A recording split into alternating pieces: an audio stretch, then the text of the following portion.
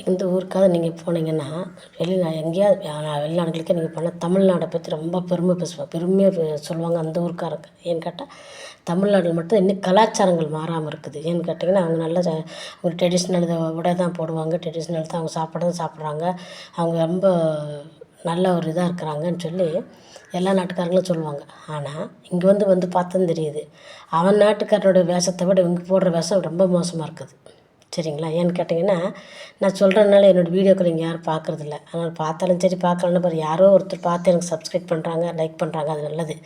ஆனால் அவங்க போடுற ஆடைகளை போட்டு நீங்கள் அசிங்கப்படுத்திட்டு உங்களை நீங்கள் அசிங்கப்படுத்திங்க. தமிழ்நாட்டில் என்ன உங்களுக்கு குறையாது? அந்த காலத்தில் நீங்கள் பாவாடை தாவணி போட்டால் நீங்கள் பாவாடை தாவணி போட வேண்டாம்னு சுடிதார் போட்டுக்கிறீங்க.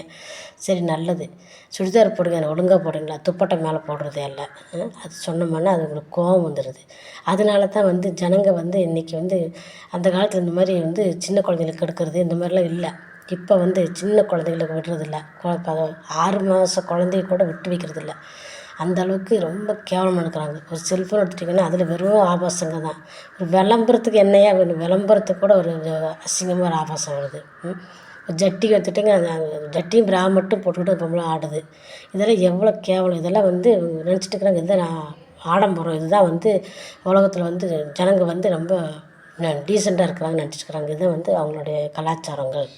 அவங்க கலாச்சாரம் அவங்க எப்படி வந்துட்டு போட்டோம். நம்ம கலாச்சாரத்துக்கு வாங்க. இது எதுக்கு இந்த மாதிரிலாம் விளம்பரப்படுத்தி பார்க்குறீங்க? இப்போ அதிகமாக எடுத்துட்டிங்கன்னா பொம்பளைங்க ஆம்பளைங்கிட்ட தான் புடவை கட்டிக்கிறாங்க, பொம்பளைங்கிட்ட கட்டிக்கிறது கிடையாது. ஏன்னா உங்களுக்கு கட்ட தெரியாது. ஆம்பளைக்கு தான் கட்ட தெரியுமா புடவை? அநியாயம் நீங்கள் பண்ணுறது தாங்க முடியல. நீங்கள் பொம்பளைங்க பண்ணுற அட்டூழியங்கள்.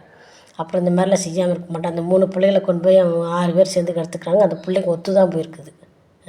இந்த மாதிரி பிள்ளைகளாம் அப்பயே என்ன பண்ணுவாங்க, அம்மா கழுத்தில் வச்சு கொண்டு இருந்தால் இந்த மாதிரி ஆகாது. இந்த பிள்ளைங்கள அதெல்லாம் ஒருத்தி போய் சொல்லிட்டு போயிருக்காளுங்க.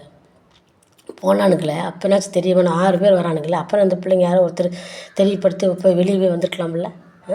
3 பேர் அவ்வளோ தூரத்தில் மேலே மாடி ஏறி விழுந்து போயிருக்காளுங்க மேலே. சொல்லுவாங்களே, நாங்கள் இதுதான் சொல்லுவோம், ஏறி விழுந்த மாமியாளுக்கு முதுகு மேலே காயன்னு. இப்போ என்ன பண்ணுவோம்? வாழ்க்கையே போச்சா? என்ன பிள்ளைங்க நீங்கள்லாம்? இதான் அவங்களுக்கு ஒரு கலாச்சாரம். அதுதான் கலாச்சாரமா? பொம்பளைங்க இந்த மாதிரி அட்டூழியம் பண்ணுறீங்க. பெற்றவங்களுக்கு என்ன நிம்மதி இருக்குது? பெற்றவங்க நிம்மதியாக இருப்பாங்களா?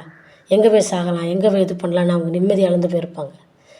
பிள்ளைங்களாக இருக்கிறீங்க, படிக்க போகிறீங்க, நல்லா படிப்பை மட்டும் பாருங்கள். அதை விட்டு போட்டு இந்த மாதிரி ஆம்பளைங்களோட சுற்றுறது அட்டூழியம் பண்ணுறீங்க நீங்கள். நான் அன்றைக்கி பார்த்துட்டு தான் இருக்கிறேன். ஒரு பஸ் ஸ்டாண்டில் சொல்லுறது ஏற்கனவே ஒரு வீடியோ போட்டிருக்கிறேன். பஸ் ஸ்டாண்டில் அந்த பிள்ளை அவங்க அம்மா என்னன்னு தெரியல, அந்த பிள்ளை ஒரு நாளைக்கு வீடியோ எடுத்து அதையும் போட்டு விட்டுறணும்னு நினைக்கிறேன். அந்த மாதிரி அந்த பையன் மேலே விழுந்து பேசுது. அவ்வளோ கூட்டங்கள் இருக்குது பஸ் ஸ்டாப்பில்.